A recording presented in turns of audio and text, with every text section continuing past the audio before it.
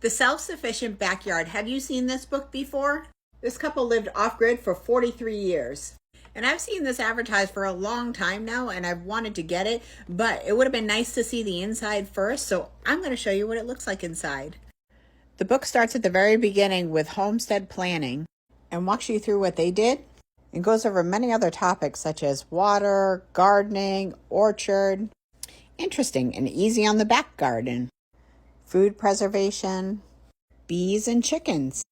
Now, I remember when I first heard about this book, they were talking about their greenhouse and the position of their greenhouse and how they would use it to help heat their house. And I just thought that was the coolest thing. So now I have it in my head ever since I've seen that I want a house with a greenhouse on the south side.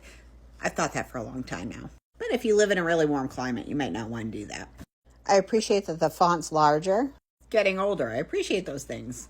They talked about how they built their well. Now remember, they were building to go off-grid.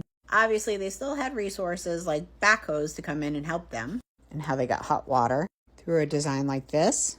The house and how they laid out their house. Off-grid power. Now we get into the orchard. That's pretty cool. They tell you how many plants you'd need per person. A chart on how long you have to wait before these trees would bear fruit. Then it breaks down their garden and where they have things placed, and there's a chart here for that. And they have a chart on planting. They also have a section on container gardening. I like this where they talk about planting. They use the weeks before your last spring frost. That way you can apply it to more than just their area. And they have a list of things to start inside. I wouldn't necessarily start corn inside, but they say here just so you can have an early harvest. Things that you can direct sow. I'm interested to read this section, succession planting and intercropping. There's a section on insect and disease. They talk about composting. And this is what I was talking about before, the solar greenhouse. And this was their second house.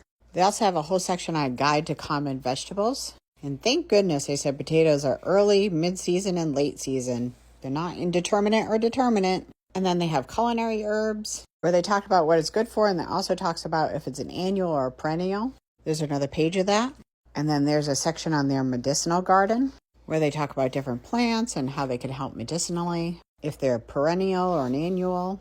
Here's some more of the herbs they talk about. Then they talk about the easy on the back garden, where they went more to raised beds.